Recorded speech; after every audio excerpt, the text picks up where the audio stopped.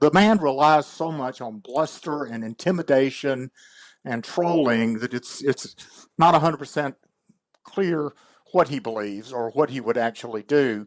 But he certainly seems much more motivated by vengeance and frankly this sort of disregard for any kind of constitutional limitations on his own power than he's ever been before. A lot of the things you just talked about, aren't just horrifying as a human matter, but are simply unconstitutional. The president doesn't get to go run cities. He doesn't get to crack down on shoplifting in San Francisco, and even in areas like imposing 10% tariffs on the entire country, which would essentially be a gigantic tax on low to moderate income people.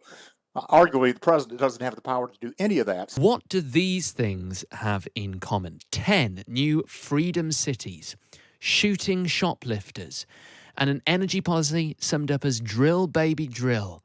I could have done the accent, but I'm not going to. They are all, of course, pledges that Donald Trump has made if he wins back the White House at the US election in November. What do they involve? What else will he do? What does Trump Mark II look like? I thought I'd have a bit of a discussion about that this evening. And to do that, I'm joined by Katie Frost, a Republican strategist, campaigner, and currently serving on the executive committee of the Georgia Republican Party. And alongside her, Ed Kilgore, former Democrat advisor and political columnist for the New York Magazine. Very good evening to both of you. Let's start with you, Katie. Trump Mark II. I mean, we've had Trump Mark I, so I think the public have a little bit more of an idea of what they might be able to expect from Donald Trump should he win the White House later this year. What do you think we're going to see from him that's new? Well, thank you so much for having me. It's wonderful to be with you. It's a very unique election because a lot of times when you have a president, someone running for president, you have to guess based on what they're campaigning on, what the reality under their administration would be like. But this time around, Americans have already lived under a Trump administration, and they have lived under the Biden-Harris administration. So we don't have to guess. We can look and say, all right, this is what the reality was like under President Trump. This is what my life is like under Vice President Harris, and make a decision accordingly. If you look overall at some of the top markers in our country, no one thinks we're going in the right direction right now. There's a recent poll last week asking voters, did they think our country was going in the right direction? 67% of respondents said the country was going in the wrong direction. Only 27% said the country was going in the right direction.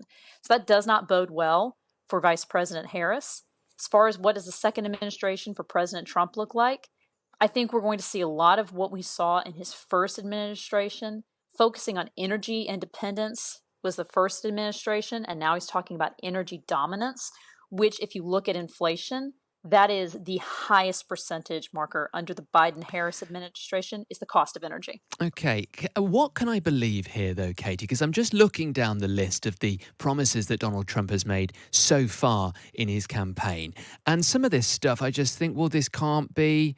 Surely this is just nonsense, right? The shooting of shoplifters. Well, that's obviously not going to happen, is it? What else have we got? Introducing an anti-woke university. Well, that seems pretty unlikely. Ending the war in Ukraine on his first day in office seems pretty unlikely. I mean, how much of the stuff that he says do Americans actually believe he's really going to do? Well, as far as like saying something about shoplifting, we do need to criminalize criminal activity. Well, yeah, but you're not going to shoot them, are you? Come on. Well, you look at like say San Francisco and places in California where Vice President Harris was in charge of law enforcement as district attorney and as attorney general of the state of California. Well, now you can walk out of a store as long as what you're taking with you is under $1,000. That's ludicrous. And so we obviously need to restore law and order, and that is what he's speaking to. So I fully expect we will see a return to sanity and law and order under President Trump's administration. As far as we're looking at some of these, quote, anti-woke policies, just making sure that we aren't having ridiculous things being pushed in our universities that are obviously undermine the beauty of the American experiment. Okay, but what you're doing there, Katie, and I'll bring Ed in now. But what you're doing there is very well. You're reading in between the lines of what Donald Trump has said, aren't you? You're hearing what he said, and you're going, well, okay. You see, he's not going to shoot shoplifters. He's just talking about being a little bit more bringing law and order back. And well, it's not what he said. He said shoot shoplifters. Ed, what do you make of this? What do you think we're likely to see from a Trump Mark II? Well, I'll try not to respond to each and every one of the things that Katie said. She did an admirable job of spinning, but let me just answer your question. The First of all, there's some things he did in the first term that he didn't quite pull off. So he made consistent feints towards nationally militarizing National Guard units and deploying them on demonstrators, and or even sending the United States Armed Forces into civil conflicts in cities. He also implemented something called Schedule F, which was an effort to fire strip tens of thousands of public employees of civil service protections that have been there for a century, and essentially stuffed the administration with his own loyalists. And he didn't have the power or the organization to pull it off. But he's also proposing some things that he's never proposed before and has talked about. He talks almost every day about a mass deportation of all undocumented Americans. He didn't try to do that in his first term, believe me. But isn't that another thing that I was sort of saying there with Katie? That is rhetoric, isn't it? I mean, he can't. It's hard with him. I understand what you're saying. It's hard with him. The man relies so much on bluster and intimidation and trolling that it's not 100% clear what he believes or what he would actually do. But he certainly seems much more motivated by vengeance and frankly this sort of disregard for any kind of constitutional limitations on his own power than he's ever been before. A lot of the things you just talked about, aren't just horrifying as a human matter, but are simply unconstitutional. The president doesn't get to go run cities. He doesn't get to crack down on shoplifting in San Francisco, and even in areas like imposing 10% tariffs on the entire country, which would essentially be a gigantic tax on low to moderate income people. Arguably, the president doesn't have the power to do any of that. So there are things he wants to do. There are things he could do if he has a Congress with him, a Republican Congress, and that's kind of a toss-up too. He did not have that during the last 2 years of his first term. And then there are things that the courts may or may not let him get away with, though he has probably a more sympathetic judiciary than he had when he left office before. Katie, let me bring you back in here. One of the words I've heard a few times now when people have talked about the idea of a second Trump presidency is the word revenge. Donald Trump feels aggrieved. He's many times falsely claimed that he didn't lose the presidential election in 2020. Do you think that there's an element of his second presidency, should he get it, that will be personal? Well, you look at what he has endured ever since he left the presidency. I mean, of course, there's been a lot going on. We've never seen this kind of treatment for a former president. What I believe that you're going to look at is, I would say, not revenge. I would say older and wiser.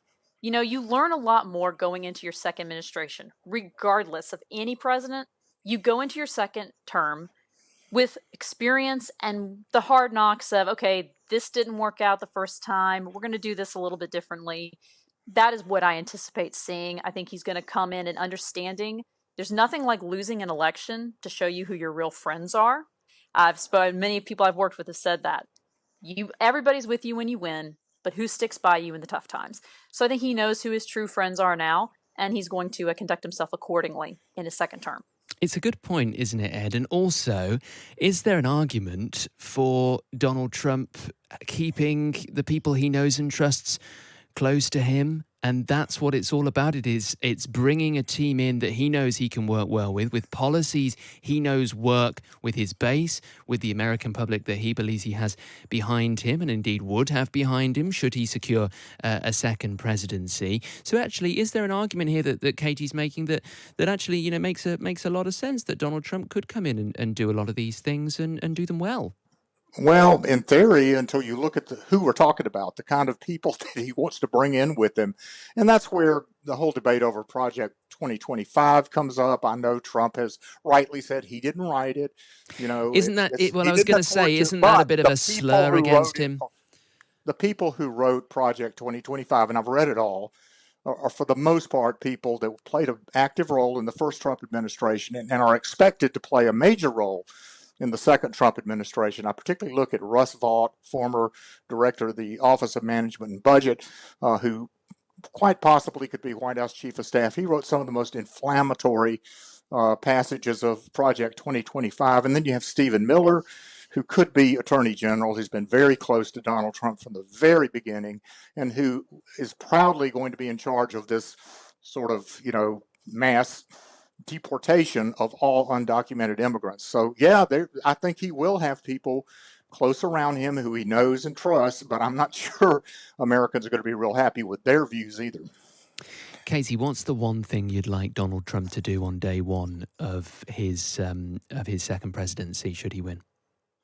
Oh, that's a fantastic question. But for just one moment, I'd like to go back to something Ed was mentioning. I find it fascinating that the Democratic Party wants President Trump to take responsibility for a document he did not author more than they want Vice President Harris to take responsibility for all the failures of the Biden administration and for her own policy changes since she ran for president in 2019. You know, she has changed her position on countless issues, and we're supposed to not pay any attention to that and not question what actually are her policies going to be, since they've changed constantly. Instead, we need to focus on a policy document that President Trump had absolutely nothing to do with. He has to take responsibility for that. But Vice President Harris doesn't have to take responsibility for the failures of this administration or for her own policy flip-flops. Yeah. I find that to be a very interesting And point. Casey, I absolutely hear you, and I'm sure at some point in the future here on Times Radio we will do a discussion on what a future Kamala Harris presidency might look like, and we can very much get into that debate then. But to my point, what would you like to see? What is the main thing you would want to see President Trump achieve in his next presidency if he wins? I would like to see what he did in his first presidency with lowering the illegal crossings at the border, strengthening our economy, and doing the issues that really impact the everyday lives of Americans.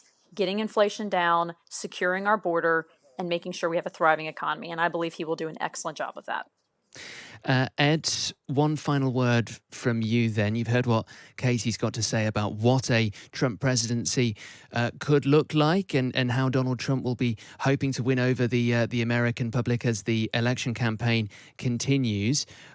What would you be hoping to hear from Donald Trump now if he was to convince you to vote for him?